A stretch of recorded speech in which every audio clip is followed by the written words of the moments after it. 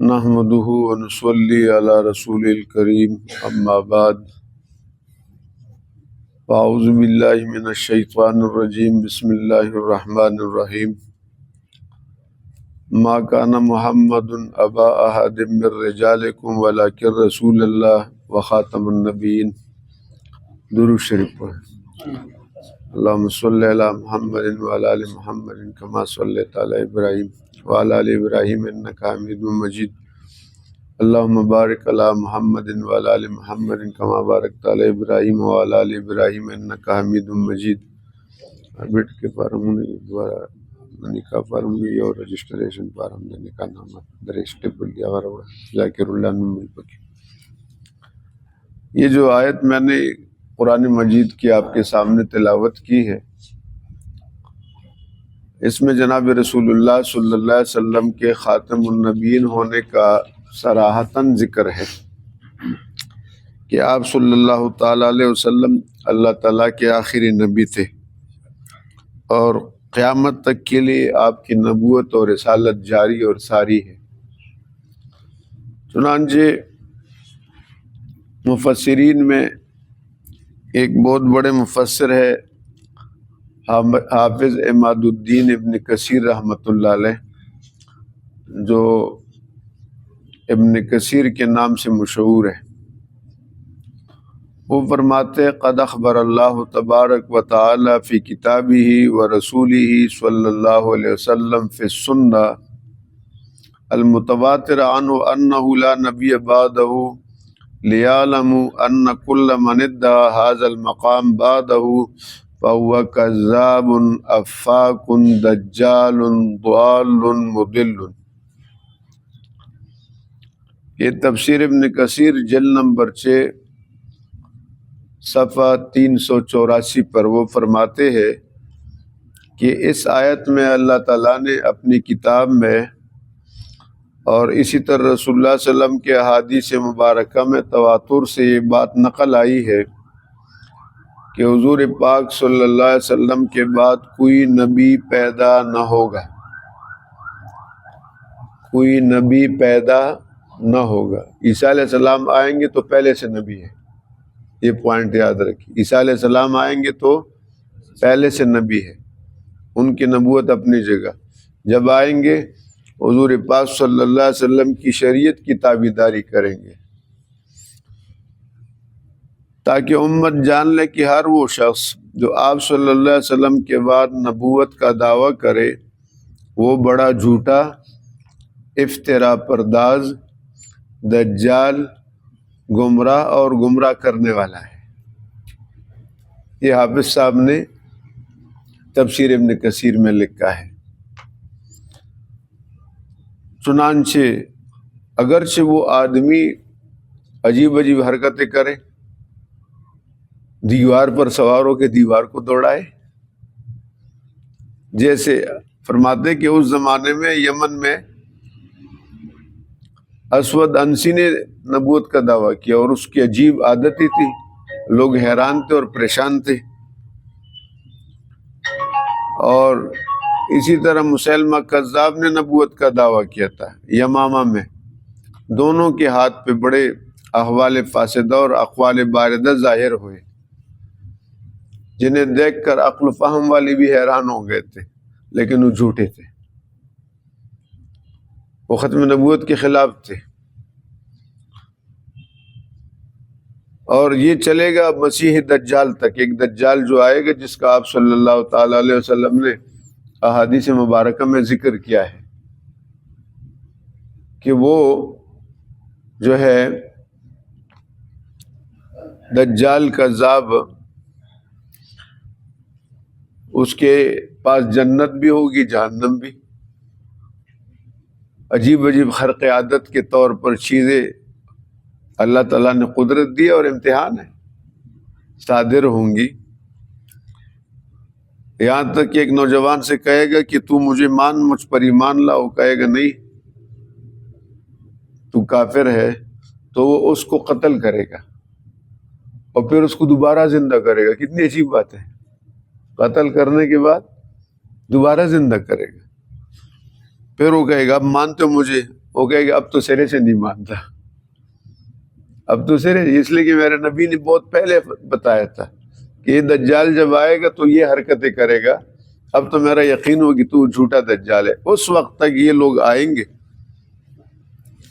حدیث پاک میں حضرت ثوبان رضی اللہ عنہ کی روایت میں تو 30 کا ذکر بھی ہے، 30 کا عدد ہے کہ 30 جھوٹے آئیں گے۔ تو چھوٹے چھوٹے بھی ہوں گے، شاید اس سے بڑے، جیسے اسود عنسی، مسیلمہ کذاب، ہمارے یہاں قادیان میں مرزا غلام احمد قادیانی وغیرہ وغیرہ۔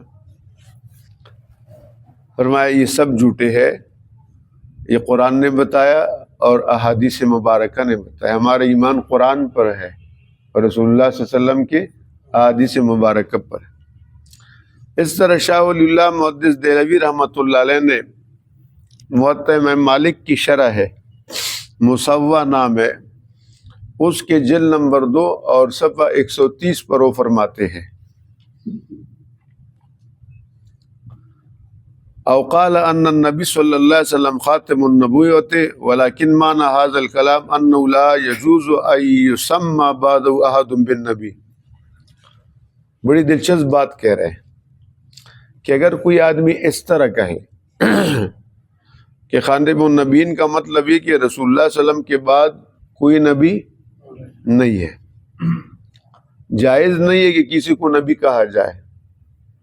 ایک آدمی دعویٰ کر رہا ہے، اعلان کر رہے کہ رسول اللہ کے بعد کوئی نبی نہیں ہے، جائز نہیں کہ کسی کے لیے نبی کا لفظ استعمال کیا جائے، اور ساتھ یہ بھی بتائے کہ نبوت کا معنی یہ کہ اللہ کی طرف سے انسان مبعوث ہو کر نبی بنتا ہے، اور یہ آدمی یہ کہے کہ اللہ کی طرف سے اب کوئی مبعوث بھی نہیں ہوگا۔ اب دیکھو 3 باتیں کر رہے ہیں، ایک یہ کہ آپ خاتم النبیین ہیں، جائز نہیں کہ آپ کے بعد کسی کو نبی کہا جائے، آپ آخری نبی ہیں۔ یہ بھی کہہ دے کہ نبی کا معنی ہے کہ جس انسان کو اللہ نبوت اور رسالت کے لیے مختص کرے وہی مراد ہے۔ اس دعوے کے باوجود آگے چل کر یہ بندہ کہتا ہے کہ کچھ امام پیدا ہوں گے۔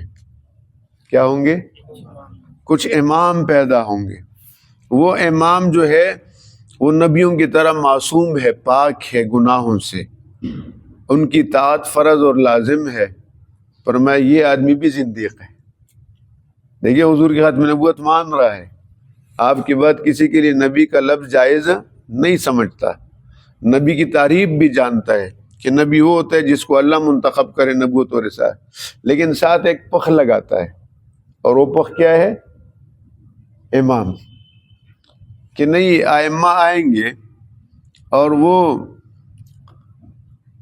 امام جو ہے حضور کے بعد امام آئیں گے اور وہ معصوم ہوں گے جیسے نبی معصوم تھا۔ فرمایا یہ آدمی بھی کفر میں ہے، یہ آدمی بھی زندیق ہے۔ زندیق وہ ہے جو اسلام کی غلط تعبیر کرے، جو کوئی نیا عقیدہ گڑھے جو قرآن و سنت کے خلاف ہو۔ شاہ اللہ رحمۃ اللہ فرماتے تو مرزا غلام احمد قادیانی یا ان کے پیروکار یا جو بھی آئیں گے وہ نئی تعبیر کے ساتھ ہے۔ یہاں تو اماموں کی بھی گنجائش نہیں ہے، جبکہ انہوں نے تو غلام قادیانی کو نبی کہا ہے باقاعدہ۔ 2 باتیں ہو گئی۔ تیسری بات تفسیر روح المانی میں ہے، جلد نمبر 22 صفحہ 39 پر علامہ محمود علوسی رحمۃ اللہ علیہ بہت بڑے مفسر گزرے ہیں، ان کی کتاب ہے روح المانی، تفسیر کی بڑی مایہ ناز کتاب ہے۔ وہ کہتے ہیں لیکن رسول اللہ و خاتم النبیین، یہ قرآن کی جو آیت ہے، وَكَوْنُ صلی اللہ علیہ وسلم خاتم النبیین مما نطق بہ الکتاب وصدعت بہ السنہ واجمعت علیہ الامہ۔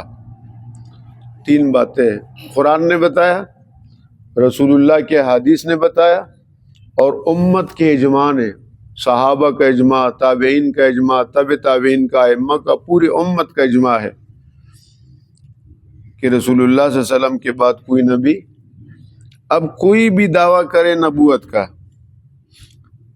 اس ختم نبوت کے عقیدے کے خلاف کوئی بھی دعویٰ کرے، فرمایا وہ کافر ہو جائے گا، اور اگر وہ اصرار کرے تو اس کو قتل کیا جائے گا۔